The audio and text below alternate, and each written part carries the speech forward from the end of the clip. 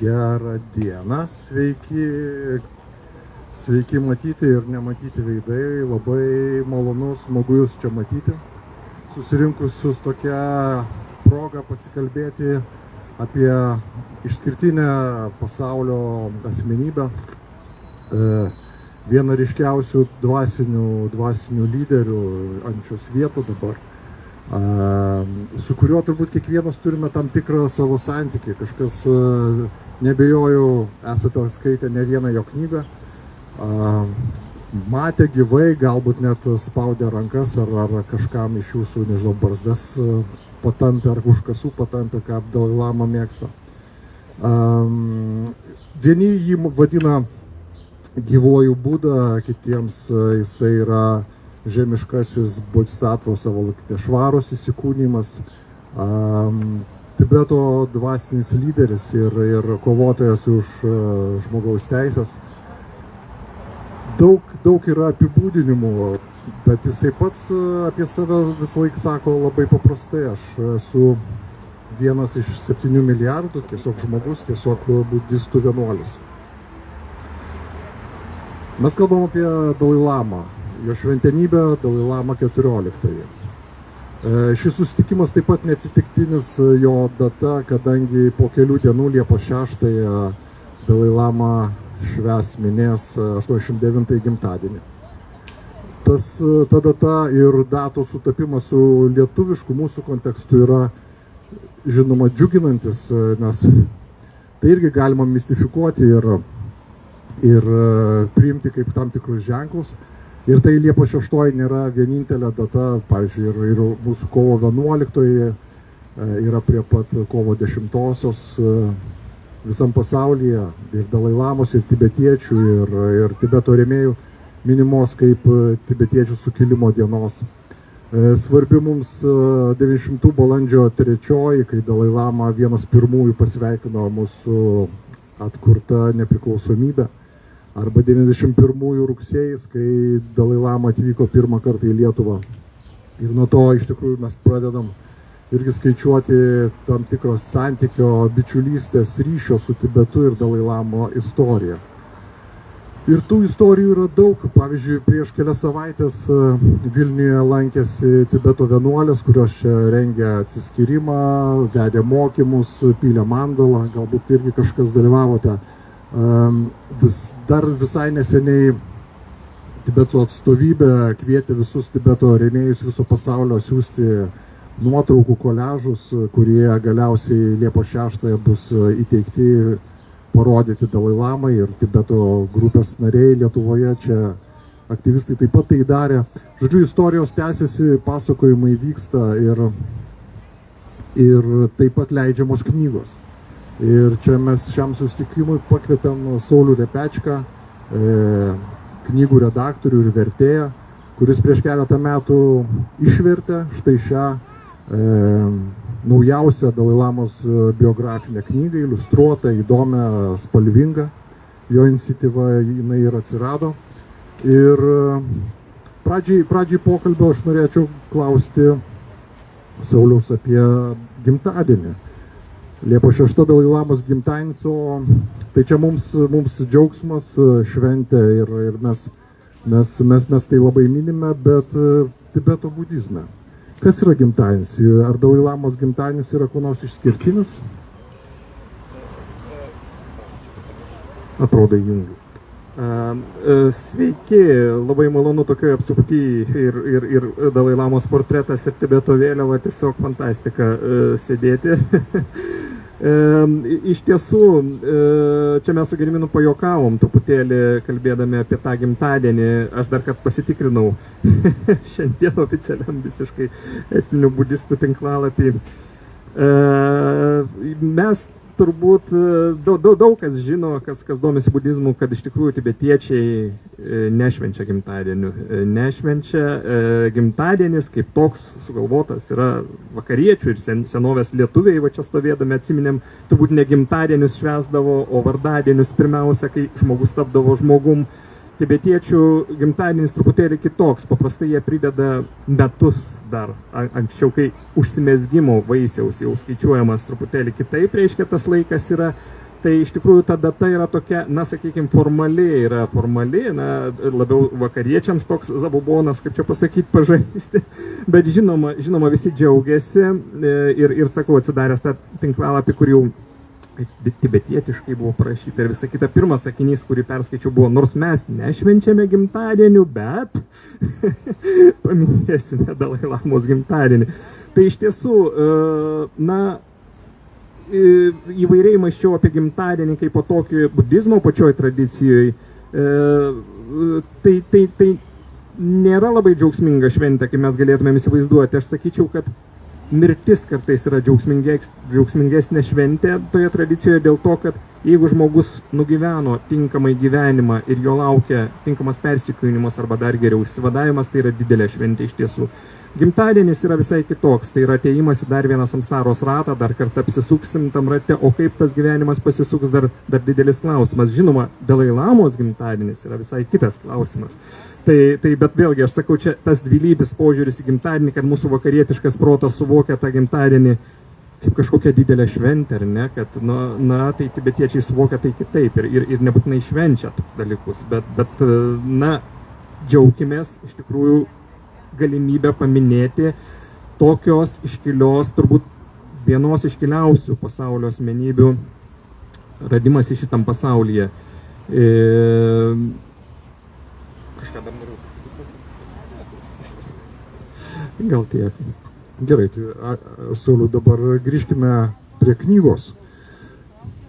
Knyga pasirodė, kiek suprantu, prieš keletą metų. Jos iniciatyva, bent jau pirminė idėja buvo šitą knygą paruošti irgi, išleisti jo Dalai Lamos 85-mečiui, vėlgi gimtadienį. Vis dėlto patiems tibetiečiams tas svarbu. Kokiam kontekste jinai atsirado? Kaip jinai buvo rengiama ir apskritai kodėl tau prireikė, užsimanėjai, sugalvojai, kad lietuviškai turim turėti šitą knygą, juolab, kad iš tikrųjų juk lietuviškai mes turim paties, yra daugiau knygų, o Dalai Lamos net autobiografija 2000-aisiais yra išversta, išleista, Laisvės tremtinys berods vadinasi. Tai kuo šitą biografiją skiriasi? Na, kaip jinai atsirado, iš tikrųjų, ta skirtis irgi buvo 85-mečių, iš tikrųjų buvo rengiama, tas pirmasis, ją rengė indų didžiulė leidykla Rolly Books, tokia yra Delyje. Ir kaip aš ją pamačiau, reiškia, tai atvykau į Frankfurto knygų mugę, kaip visą laiką ieškoti naujienų. Ir reiškia, kažkaip tai taip neįprastai, einant į mugę, mane pasitiko toks didžiulis plakatas, toks visiškai neįprastas. Aš parodysiu, kaip jisai atrodė, reiškia, jeigu įmanoma įžiūrėti, reiškia, tai jisai atrodė štai šitaip. Tai buvo knygos viršelis, pirmasis originalus knygos viršelis. Ir aš taip pat pasižiūrėjau, galvoju, čia geras, Dalai Lama, Frankfurte, reikia ieškoti tos leidyklos Rolly Books, reiškia, jau aišku, susitikau su jos atstovais. Na ir pradėjom tada dėrybas dėl knygos išleidimo, jinai dar buvo tik rengiama. Bet kaip matote, tas pirmasis viršelis man jis pasirodė labai gražus. Iš tiesų, fantastiškai, atrodo kaip nušvitęs visiškai žmogus tokioj palaimingoj būsenoj. Bet, kaip matote, knyga išėjo visai kitų viršelių, čia visam pasaulyje išėjo tuo kitų viršelių, čia ne vien lietuviško leidimo pasikeitė viršelis, nes Dalai Lama pats nepatvirtino šito viršelio ir jo atstovai nepatvirtino už tai, kad jis čia šioje nuotraukoje yra užsimerkęs. Užsimerkusio, kaip prašė, reiškia, aš tą laišką mačiau, užsimerkusio Dalai Lamos vaizduoti nepatariama. Šiaip priežasčių gali būti daug. Atsimerkia žmogus ne dėl to, kad tai sietųsi galbūt su mirtimi ar dar su kažkuo, nes paprastai mums tas užsimerkimas gal vakariečiams labiau asocijuojasi su meditacinė būsena tam tikra, bet iš tiesų, jeigu pažiūrėtumėm truputėlį, pasigilintumėm, tai medituoja daugiausia prisimerkia, neužsimerkia iki galo, reiškia, ir atsimerkia medituoja, žinoma, ir užsimerkusių yra, nieks nedraudžia to dalyko, bet vis dėlto ta bendra tradicija yra labiau prisimerkus. Tai yra ir budos, kai vaizduojami, jie yra primerktom akim, neužmerktom iki galo. Reiškia, tai tas tas užsimerkusio žmogaus įvaizdis kažkaip tai netiko viršelio vaizdavimui, reiškia, kad gal kažkokių asociacijų nekiltų ar ką, nors man tai tikrai labai gražus pasirodė. Nors gerai ir šitą nuotrauką, suprantama. Tai tas toks ir buvo įdomus atradimas šitos knygos, kad įsikabinę didelį plakatą Frankfurto knygų mugėje buvo ta leidykla. Na ir tada mes kartu su daugeliu šalių tuo pačiu metu pradėjom rengti tą knygą, nes vienu metu, aišku, mes šiek tiek vėliau, nes anglakalbiai jiems, kadangi jinai parašyta buvo angliškai, jiems lengviau, mums reikėjo dar išsiversti tą knygą, tai šiek tiek vėliau, bet panašių laikų pasirodė keliose šalyse ta knyga, ta proga, aišku, šiek tiek vėluodama, kaip kalbėjom. Na ir aišku, tų knygų yra daug, bet šita knyga, na, įdomi tuo, kad ją parašė vis dėlto asmeniškai Dalai Lama gerai pažinojęs žmogus, jo asmeninis sekretorius, lydėjęs jį per daugelį kelionių, nuo pat vaikystės. Iš tikrųjų ir prisidėjo taip pat Dalai Lamos jaunesnysis brolis prie knygos išleidimo, yra ir jo čia indėlio tam tikro, ir knygoje buvo skelbiamos nuotraukos, aišku, ne visos, bet kai kurios kitur nerandamos, tokios tikrai retos ir sakykime, tie autentiški liudijimai iš žmogaus, kuris visą laiką buvo šalia, man pasirodė nepaprastai įdomus, nes vienas dalykas yra rašyti kokiam nors žurnalistui, kuris taip asmeniškai, taip artimai nepažinojo Dalai Lamos, yra vienas dalykas, arba kai rašo pats Dalai Lama, tai yra jau kitas dalykas, tai yra mokymai, tai yra samprotavimai ir visa kito, o čia tarsi vaizdas iš šalies žmogaus, kuris labai labai artimas, kuris matė viskas smulkiomis detalėmis, kaip viskas vyko. Ir ten tikrai ir juokingų dalykų, yra ir tokių rimtų, ir tokių kurioziškų kartais, na tikrai įdomiai skaitosi šitą knygą. Sauliau, yra žmonių, kurie neskaitė, kas tau pačiam buvo įdomiausia, kas netikėčiausia, tos vietos, kurios atminty išliko, nu aišku, knyga išleista prieš keletą metų, bet buvo tokių ir smagių dalykų, kurie pradžiugino. Buvo, iš tikrųjų, ta knyga tikrai smagu, žinoma, smagu, čia toks žodis, šitam kontekste, sakykime, toks labai sąlyginis, nes iš tikrųjų rašom apie skaudžius dalykus, apie tremtį, apie praradimą skaudžių dalykų, reiškia, mes žinome, kas atsitiko Tibetui ir visa kita, bet nekalbant apie tai, šiaip tų faktų, tokių juokingų, pats Dalai Lama šitoj knygoje yra pasakęs, jeigu aš nebūčiau Dalai Lama, aš būčiau buvęs inžinierius. Manau, kad būtų buvęs geras inžinierius, nes turbūt visi žino apie Dalai Lamos pomėgį taisyti įvairius daiktus, ypač laikrodžius.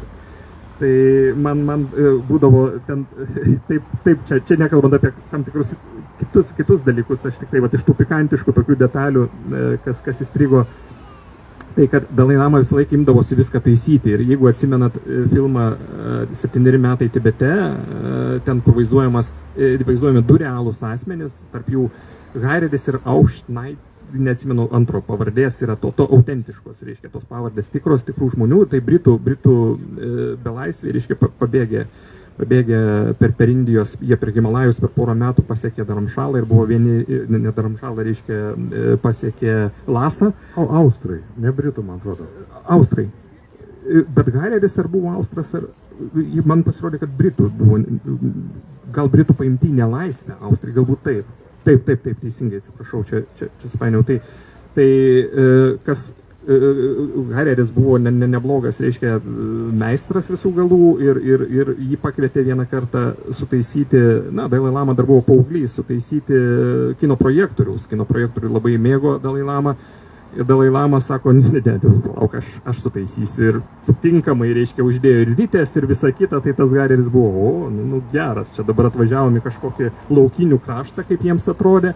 Ir staiga sutaiso kitas inžinieriaus pavyzdys buvo, kaip tas pats sekretorius Tenzinas Tetongas, reiškia, atėjęs į kambarį rado Dalai Lamą išrinkusi žibalinę krosnelę iki detalės, reiškia visiškai dėliojęs aplinkui detalės, nu ir paskui jisai rašo, nu, tai įdomu, kaip jam sekėsi surinkti, aišku, kitas klausimas, bet kad išrinkti, tai išrinko tikrai. Ir na, tokių, turiu omeny tokias detalės intimes, kurių niekur kitur nesužinosit, arba tarkime, nu, detalė, kuri strigo, čia aš dalinuosi tik tai šiaip tokios, na, detalės, neaukštinu to, ką miniu, bet tiesiog, kur sakau, tas vaizdas galima susidaryti, nes kai tibetiečiai pabėgėliai, reiškia, pirmą kartą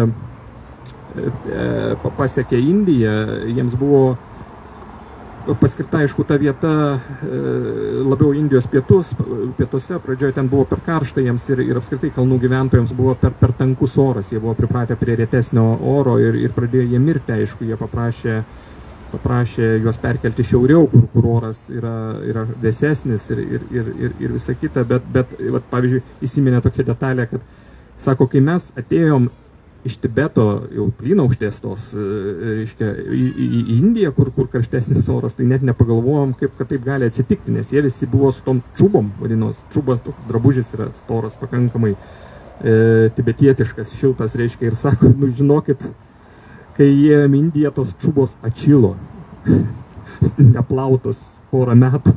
Sako, įsivaizduokit, koks kvapas pasklydo stovykloj. Nu tai čia tokie humoristiniai dalykai, reiškia.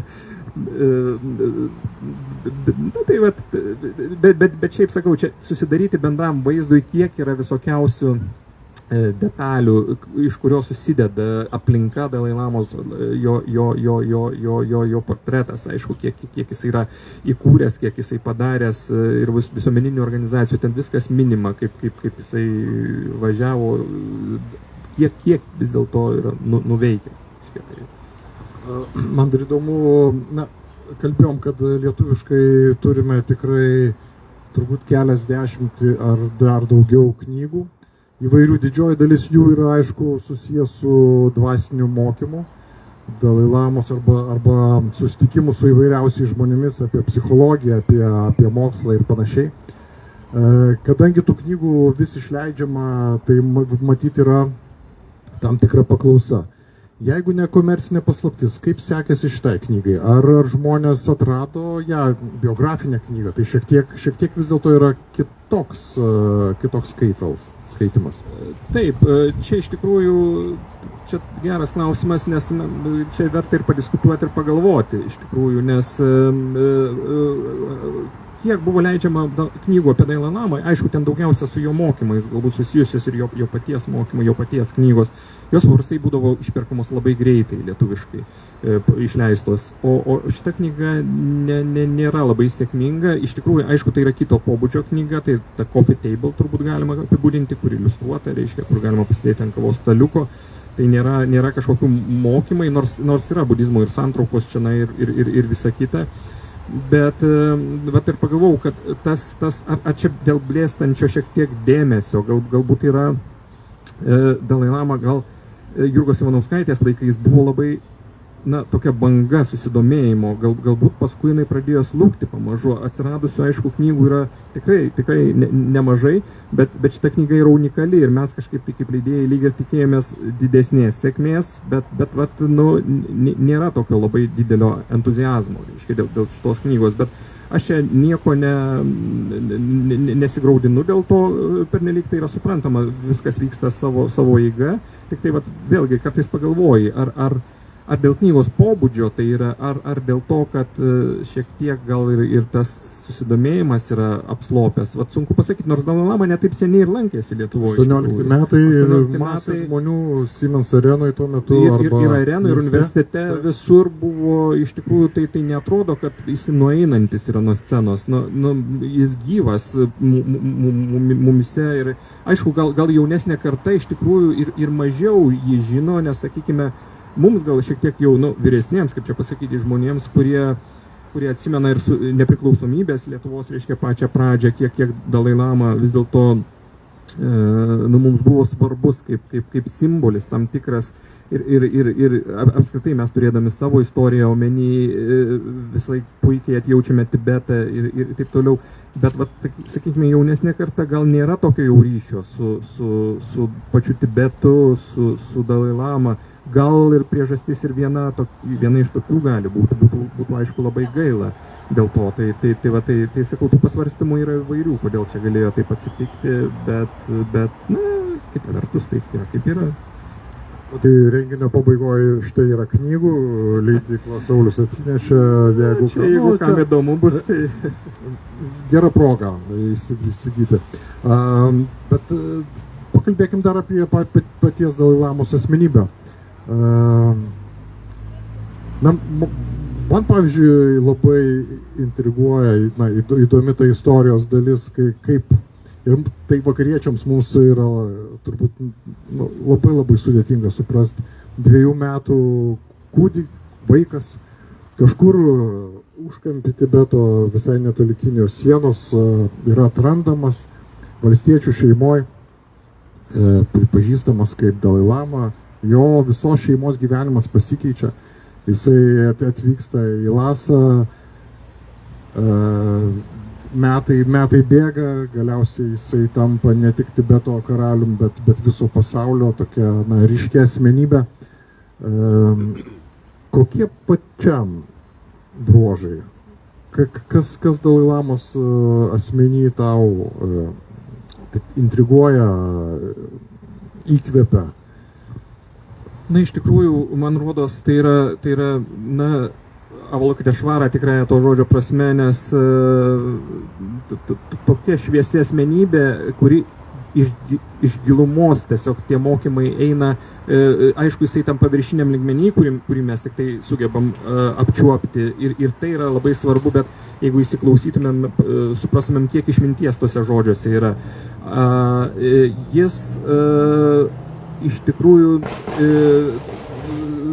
nepaprastai daug yra padaręs ne tik Tibeto, reiškia, žmonėms, bet ir apskritai keisdamas, na ir laikas galbūt buvo tinkamas, nes tos dvasinės revoliucijos, taip sakant, gal laikas, reiškia, tik tai tiek, kad gal šiek tiek anksčiau ten vyko, sakykime, Amerikoje, kai gurų važiuodavo įvairūs ir įsitvirtino Hare Krishna judėjimas, reiškia, ir visai kito Dalai Lamos šiek tiek gal vėlesnis laikas atėjo po šitų dalykų, bet kiek jo asmenybė yra įvairialypė ir kiek jo mokymai yra, na, galintis iš tikrųjų padėti labai plačiam sluoksniui žmonių ir apskritai apimantis labai daug gyvenimo sferų.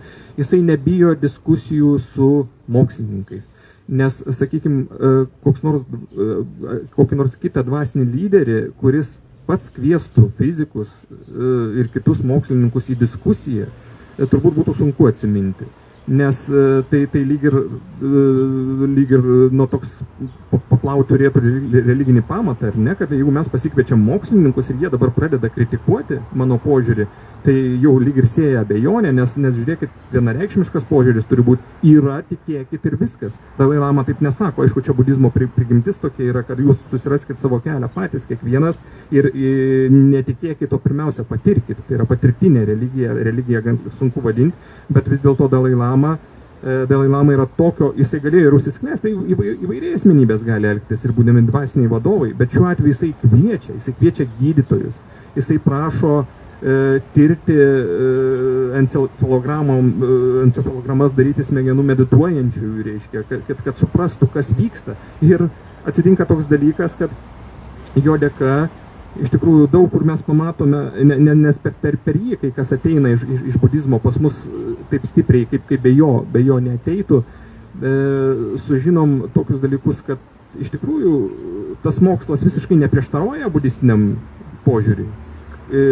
Budistinis požiūris yra labai senas, mokslas dar tų dalykų nebuvo atradęs ir dabar staiga mes matome, kad tai, ką kalbėjo budizmas kvantiniai fizikoje, tik tai dabar pradedama suvokti tam tikri dalykai. Tai Dalai Lama kviesdamas į diskusiją mokslininkus daro labai, labai gerą darbą, mano manimu. Ir vėlgi, kai kurie mokslininkai gali būti materialistai, kai kurie gali būti nebūti materialistai, nes mokslas nebūtinai yra materializmas, nebūtinai būti materialistinės pasaulėžiūros, tai yra tiesiog tyrinėjimas. Tam tikras kita vertus, Dalai Lama, kaip asmenybė, aš nežinau, aš čia gal užbėgau už akių, yra tokio platumo, kad, sakykime, jo jau laikais labai daug teisių įgavo moteris vienuolės. Reiškia, jis labai daug padarė moterų kaip vienuolių judėjimui ir jo laiku, aišku, ne taip seniai, atsirado gešemos. Gešės titulai buvo suteikti moterims, dabar jų jau turbūt daugiau kaip 50 yra, kas anksčiau buvo neįmanoma. Ir, sakykime, Dalai Lama tikrai niekada neskirsti, nes jisai nuvažiavęs į Dharamsalą, reiškia, pirmiausia, ką padarė, tai ir kvietė moteris, reiškia, ir ateiti vienuolynus, teikti vienuolynus ir visą kitą. Pačioj Lasoj gal truputėlį kitaip yra. Čia yra dar toks truputį įdomus dalykas, reiškia, ne viskas Dalai Lamos rankose, ne viskas nuo jo priklauso, nes, sakykime, gešės titulas yra vienas dalykas, gešemos šiuo atveju moteris būtų, bet, pavyzdžiui, bikšūnės iniciacija jau yra kas kita ir kaip jisai pats prisipažino, kad dėl gešemos galima kalbėti, bet dėl bikšūnės tai reiškia tie amžinieji vienuolijos vienuolės įžadai, kurie šiaip jau vyrai gali būti bikšų, o jau oficiali, man atrodo, ir nėra pripažinta, kad moteris gali tapti bikšūnėmis, reiškia, oficialiai pagal Tibeto bendrą, reiškia, aišku, labai daug ten tų yra susiskirščiusių mokyklų, bet bendrai visi priima, reiškia, kad bikšūnės ir Dalai Lama nesuteikiamas tas, reiškia, titulas kol kas moterims. Tai Dalai Lama šiuo atveju sakė, aš negaliu dėja šiuo atveju padėti, nes ne nuo manęs priklauso. Bet tai, ką jis galėjo padaryti, jisai padarė milžiniškus dalykus. Kita vertus, pasiminkim, tai yra tokia asmenybė, kur galima kalbėti labai daug ir humoro jausmą, jisai visą laiką juokiasi, jisai visą laiką tapšnoja, ką nors taiso, apskritai fantastiškai žmogus. Aš turėjau tokią smagią istoriją, dalyvavom filmavimą, Dalai interviu, man atrodo, 13 metais ir aš buvau šalia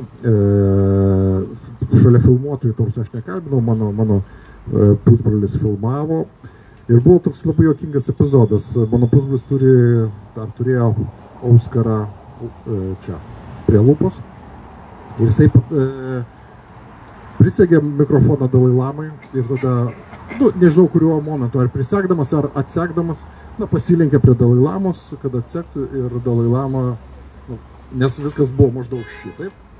Ir Dalai Lama paėmė jų už lūpos ir patampė, pasižiūrėjo, patikrino, kas tas yra, tas geležiukas prie lūpos. Tai irgi juokinga istorija. Bet kai tu pasakoji apie visų laikrodžių ir panašių reikalų taisymą, tai čia juk labai panašus mechanizmai vyksta, yra aprašyti Dalai Lamos dvasiniuose knygose, kur iš esmės analitinis mąstymas, tai, kas vyksta su tavo protu, yra pajungta irgi dvasiniam keliui, dvasiniam kažkokiam pažinimui. Tai kyla iš paties budizmo esmės. Taip, nes budistai nuo pat pradžių mokomi diskutuoti, reiškia, ir gilintis į reiškinių prigimtį, kaip ir, sakykime, tos jų turbūt žino daug kas tą. Užduodamas klausimas, reiškia, ir laukiama atsakymo, tai yra proto aštrinimas, tai yra tos diskusijos, kuriuose gimsta proto, reiškia, treniruojamas, taip sakant, protas, reiškia, ir bandoma perprasti jo prigimtį, tai be abejo taip. Bet vėlgi, čia yra asmenybės dalykas, nes yra tokių žmonių, kurie renkasi vis dėlto uždaresnį kelią, ir dvasinis lyderis gali būti pakankamai uždaras, bet Dalai Lama šiuo atveju, iš tikrųjų yra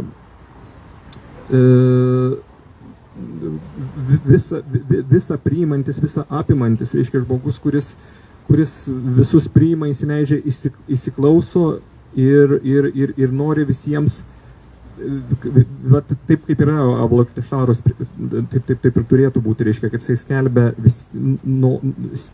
tą linkėjimą, kad visi išsivaduotų vis dėlto, kad kuo greičiau. Ir sakykime, iš jo tam tikrų pasisakymų, ką mes galėtumėm atkreipti dėmesį, jis visą laiką mini vaikų mokymą, kad mes vis dėlto mūsų švietimo sistema eina neteisingų kelių. Tai yra pabrėžiama, reiškia. Ir aš manau, kad ko pirmiausia reikėtų mokyti mokykloje, reiškia, tai pažinti savo proto prigimtį.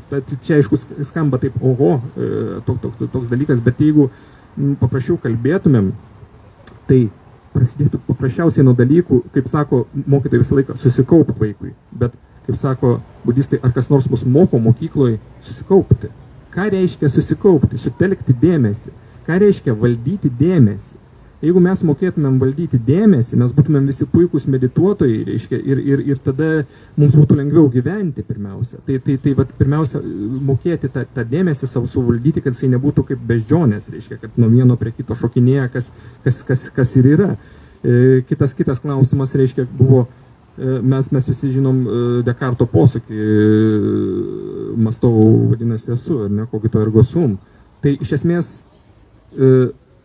Dalai Lama taip nesakė, bet esu iš budistų, turbūt Dalai Lama tam pritartų tokių pasakymų, kad nuo Dekarto žmonija pasuko ne tą linkme visiškai, nes tai yra didesnės kvailystės pasakyti buvo negalima, kad mąstau vadinasi esu, priešingai, nemąstau vadinasi esu, taip reikėtų sakyti. Ir to reikėtų mokyti mokyklos, reiškia, tam, kad žmonija būtų laiminga. Čia tokiais provokaciniais dalykai, bet kalbant apie pačią asmenybę, Dalai Lamos norisi prisiminti tokius dalykus, nes jisai irgi provokuoja ir kartais, labai verta jo tas provokacijas įsiklausyti. Tada aš irgi tave paprovokuosiu. O Dalai Lamos labai nuosekli pozicija dėl vidurio kelio, kalbant apie Tibeto situaciją. Jisai labai nuosekliai laikosi nesmurto, tartum tęsdamas ir budizmo tradiciją, ir Gandhi patirtį, matydamas pavyzdžius iš istorijos. Bet pačiam Tibete irgi, ir tarp jaunosios kartos yra žmonių, kurie kvestionuoja šitokį požiūrį. Ir juolab turint galvoj, kokioje situacijoje Tibetas dabar atsidūręs. 8 metais prasidėjo tibetiečių susideginimo banga. Nežinau, net neatsimenu, kiek jinai tęsiasi, bet tikrai buvo virš 150 susideginusių žmonių. Labai nemaža dalis jų buvo jauni žmonės. Tartum, tai jau toksai šauksmas iš nevilties, nes tartum šitas kelias vis dėlto neduoda konkrečių vaisių. Aišku, čia mums lengva dabar sėdėti saugiai Lukiškių aikštėje ir apie tai svarstyti. Dalai Lama turbūt irgi turi įvairių pamąstymų apie tai, bet šitos pozicijos jisai laikosi jau ilgai ir labai nuosekliai. Taip, ir šitoj knygoje apie tai irgi rašoma, kaip jisai priėjo prie tos pozicijos, prie viduriniojo kelio. Vis dėlto jis neatsirado iš niekur, tas vidurinysis kelias, nes Dalai Lama visaip svarstė. Ir tie svarstymai, beje, čia yra aprašyti. Ir pats Tendžinas Tetongas, autorius šitos knygos, apie tai kalba ir patį Dalai Lama cituoja, nes vis dėlto buvo tokia situacija, kad jisai matė, abejonės tikrai buvo prieš priimant šitą požiūrį. Bet matydamas ir tuo metu daug skaudžių istorijų, kiek vis dėlto, ypač iš kampų, reiškia, tų vadinamųjų tokia karingesnė etinė grupė Tibeto, reiškia, kiek žuvo žmonių, jisai suprato, kad vis dėlto šitos aukos turbūt, ne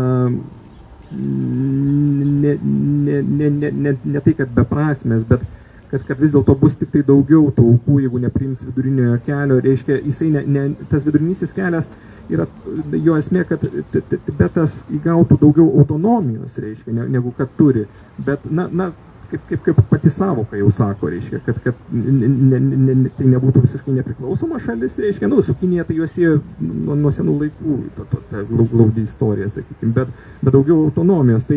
Tai man atrodo, kad tai yra išmintinga pozicija šiuo atveju, turint omeny tai, kad kiek dabar buvo visko jau padaryta pačioj invazijos pradžioj Tibete, sakykime, dar prieš priimant vidurinį kelią, juk ir pačiose švenčiausiose vietose, Džokango šventykloje buvo kiaulidės, kinai buvo padarę, kiaulidės ir visa kita.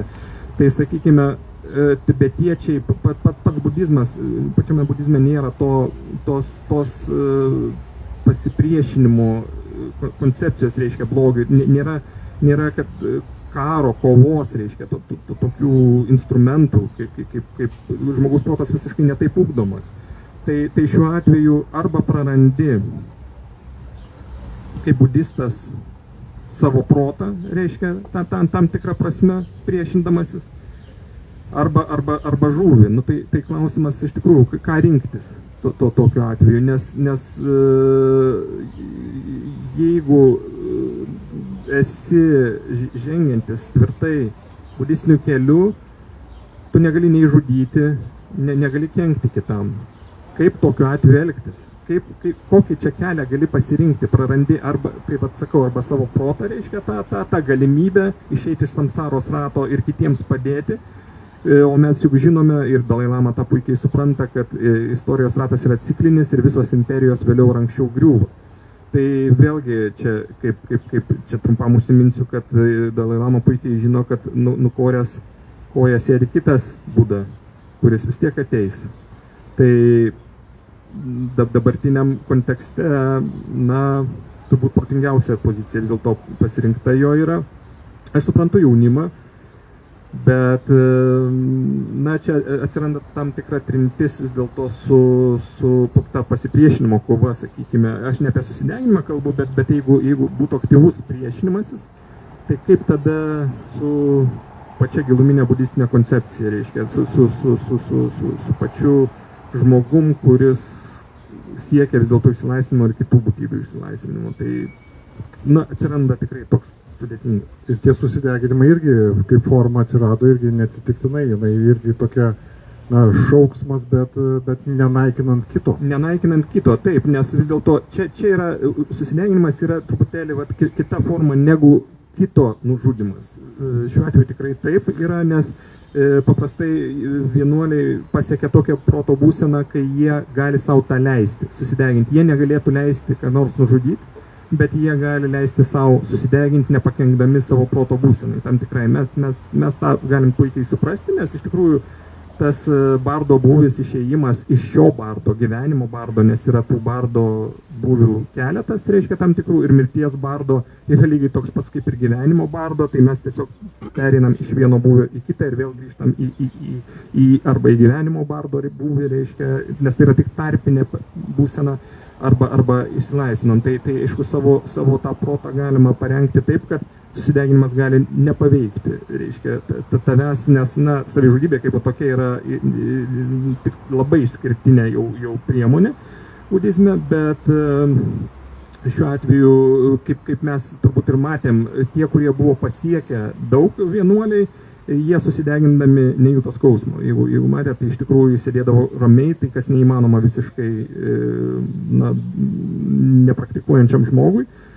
Galbūt buvo tokių, kurie nepraktikavę tą darė. Aišku, čia kiekvieno žmogaus pasirinkimas, bet vienuoliai žinodami, ką daro, vis dėlto ramiai atsisėsdavo ir netgi yra išlikusių ir video ir visa kita, kur nesiraito iš skausmo žmogus, jisai tiesiog dega.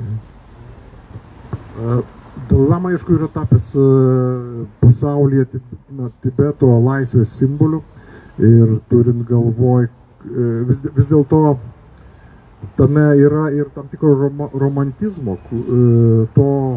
jisai įkūnija tartum ir tą Tibetą, kurio pačiam Tibete nebėra. Aišku, tai turiu galvoje, kalbėdamas apie 6 dešimtmečius besitęsiančias Kinijos represijas, tibetiečių kalbos, kultūros naikinimą, naujasias technologijas, kurios yra išnaudojamos žmonių siekimui ir panašiai. Tai iš šitos perspektyvos žiūrint apskritai kalbant, kokia yra Dalai Lamos kaip institucijos ateitis, kokios perspektyvos, turint galvoje, kad Dalai Lamai 89 metai, ir taip pat turint galvoje situaciją, kad Tibetas yra okupuotas, o tarkim Panchen Lama, kuris yra tiesiogiai susijęs su Dalai Lama, nes vienam mirus kitas turėtų užimti jo vietą tol, kol Dalai Lama užaugs. Visą tai dėl Kinijos veiksmų yra suardyta ir beveik 30 metų, pavyzdžiui, apie Panchen Lamą nėra jokių patikimų žinių. Kokia Dalai Lamos paties institucijos perspektyvos? Iš tikrųjų čia sudėtingas klausimas yra, nes pats Dalai Lama yra pasakęs ganėtinai aiškiai, kad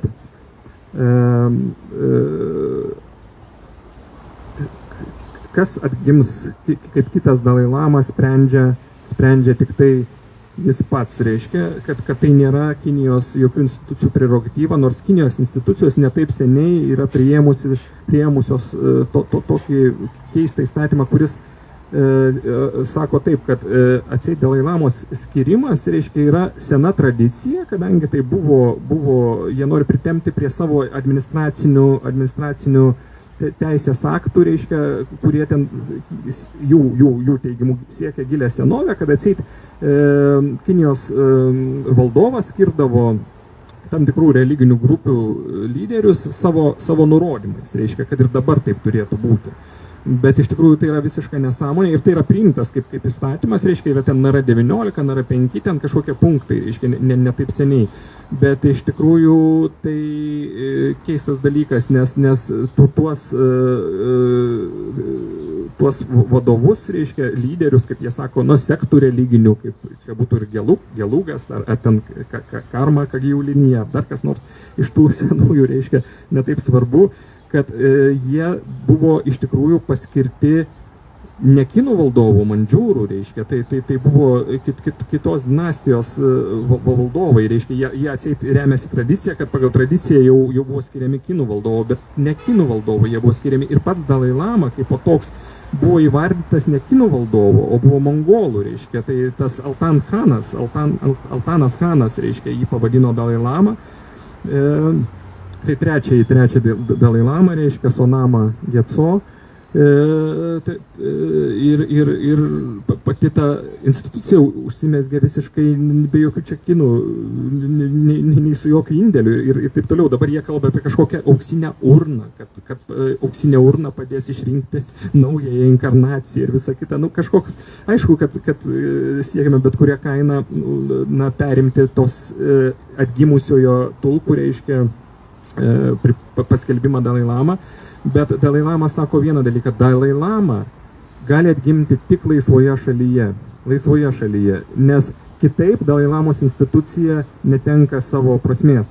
Jis tai yra pasakęs taip, būtent taip, kad turi atgimti laisvoje šalyje ir, kas labai įdomu, vėlgi tai rodo Dalai Lamos asmenybės platumą, kad jis yra pasakęs, kad tai gali būti ir moteris. Tai yra visiškai nesuvokiamas anksčiau dalykas, ankstesniais laikais, kad Dalai Lama sako, kad kitas Dalai Lama gali būti moteris. Taip yra jo pasakyta. Tai vienas iš tokių, irgi labai, kontroversiškų dalykų, kalbant apie tradicinį budizmą, reiškia, kur negalėjo būti. Bet vėlgi mes Dalai Lama čia iš tokių ganėtinai retesnių jo pasisakymų labai nesureikšmina Dalai Lamos institucijos sunykimų. Vis dėlto tai istorija, kaip jisai sako, yra ciklinis dalykas, reiškia, jinai kartojasi, tai yra pakilimai ir nuopoliai. Ir visą laiką turėkime omeny, kad nukabinės kojas sėdi Maitrėja, kitas Buda. Budizmas pasieks tokią stadiją, kai jisai sunyks na, taip patys budistai kalba. Ir nieko čia baisaus, nes paskui vėl kartosis viskas iš naujo, nes taip yra, na, taip nuo pat pradžių yra, taip vystosi istorija ir kita vertus, kodėl čia turėtų būti dėl to problema didelė. Svarbiausia, kad nesunyktų dharma, o dharma yra nesunaikinama. Mokymas budistinis yra nesunaikinamas, tai lygiai taip pat iš to gimsta ir institucijos, jos vėl atsiras, jeigu ir sunyks. Tai mums tik tai atrodo riboto proto žmonėms, kad čia yra kažkokia tragedija, jeigu tai sunyktų, bet jeigu žmogus yra jau nurimusio proto, tai truputėlį kitaip ir žiūri tuos dalykus. Bet vėlgi, aišku, mums būtų su Dalai Lamos išėjimu bus nepaprastai didelis praradimas ir bet kuriuo atveju Kinija suprantama, kad kišis į Dalai Lamos paskelbimą naujo įsikūnymo. Ir klausimas, kaip čia suksis, bet mes apskritai nežinom, kas bus rytoj su šiuo pasauliu. Tai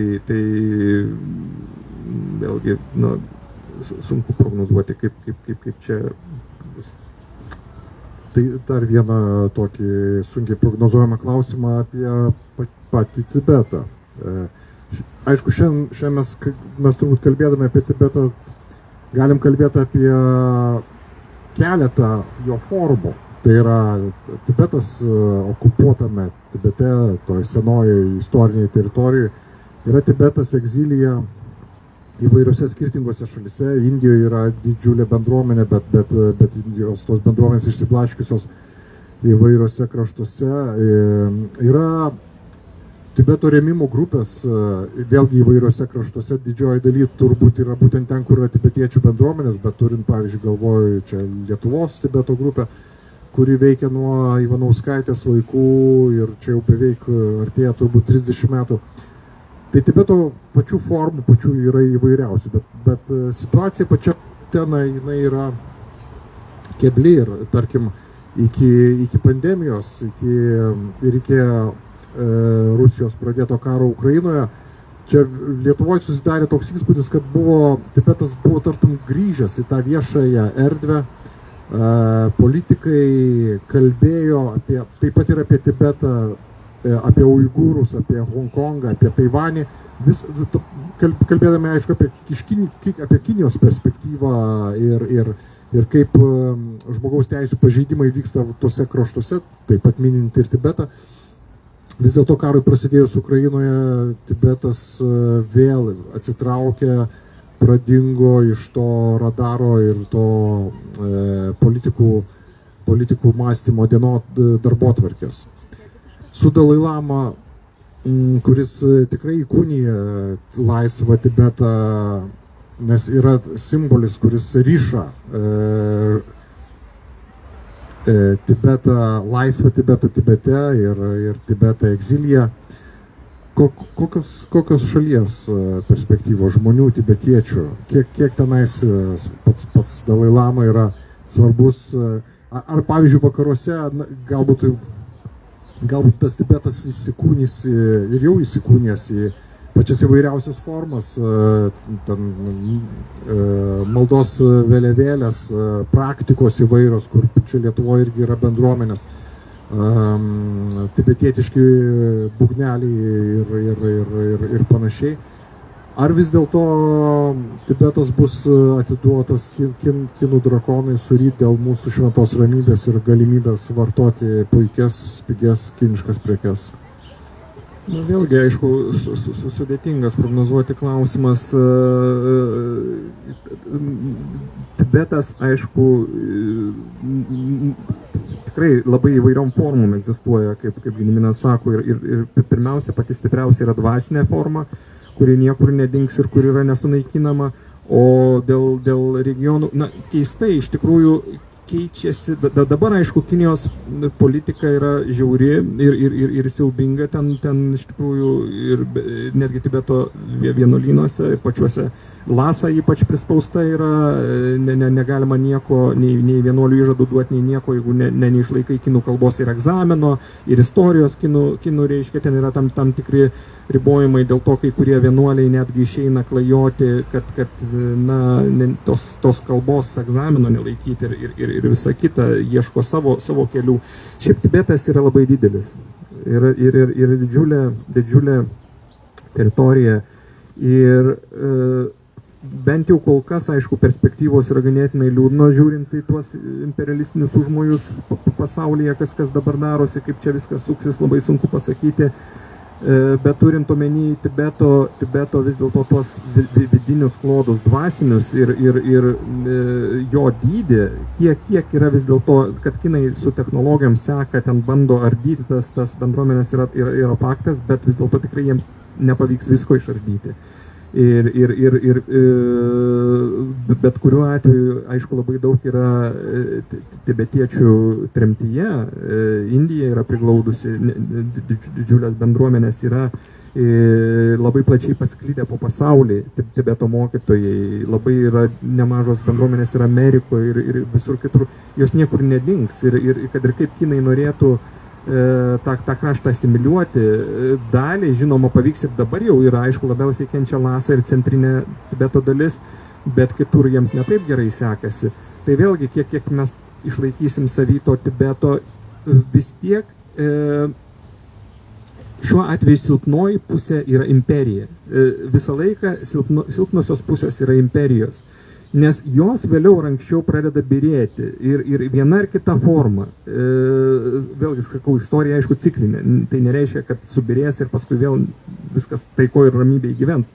Taip jau yra. Samsaroje, kas jūs prašė čia atgimti galų gale. Kentėkite, jeigu atgimėt. Taip jau yra, bet vėlgi,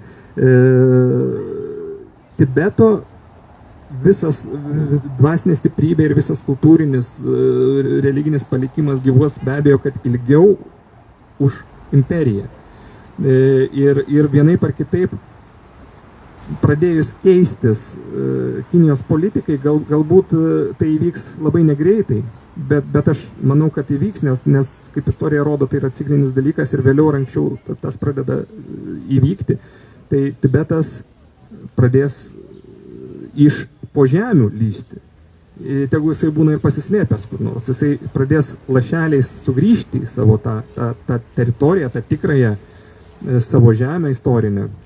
Aš manau, kad taip turėtų nutikti. Na, aišku, čia labai optimistiškai kalbant, bet vėlgi tai yra vienintelė šalis, kurios himnas neaukština pačios savęs. Reiškia, pasižiūrėkit į įvairių šalių himnus, tai mes ar didvyrių žemė, ar dar kokią nors, ar tai suprantama, tai yra šalies himnas, bet Tibeto himnas kalba, te laimina Budos šviesa visas gyvas būtybės.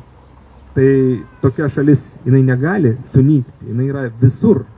Jeigu šalies himnas sako, te laimina Budos šviesa visas būtybės, kaip tokia šalis gali pradingti, sunykti ar būti sunaikinta. Tas, kuris naikina, pirmas nuvirs nuo scenos negu tą, kurį naikina.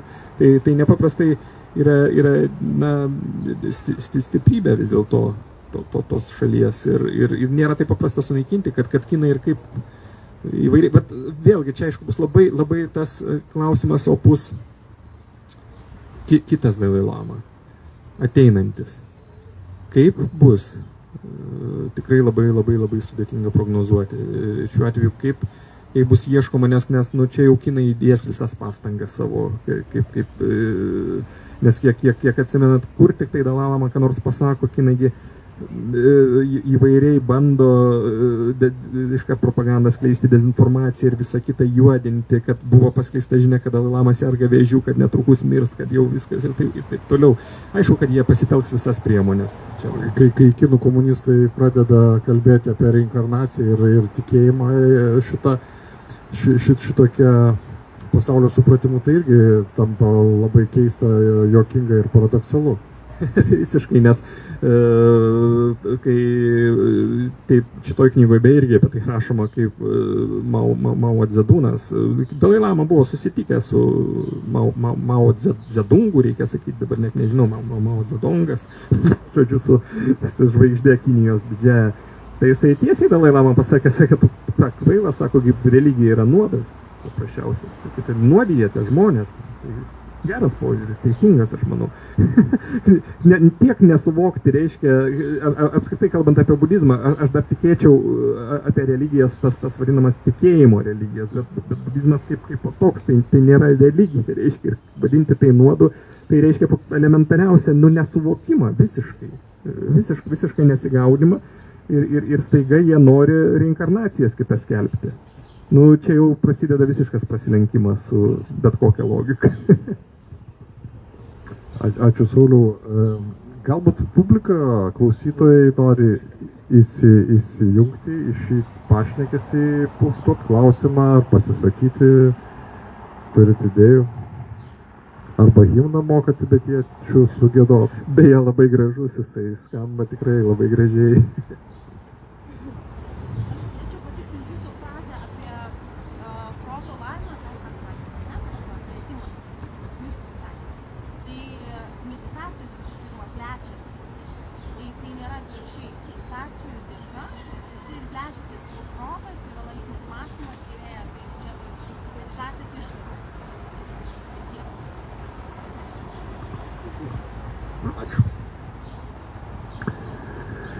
Tai ačiū, jeigu kas nori įsigyti šią puikią knygą, prašom.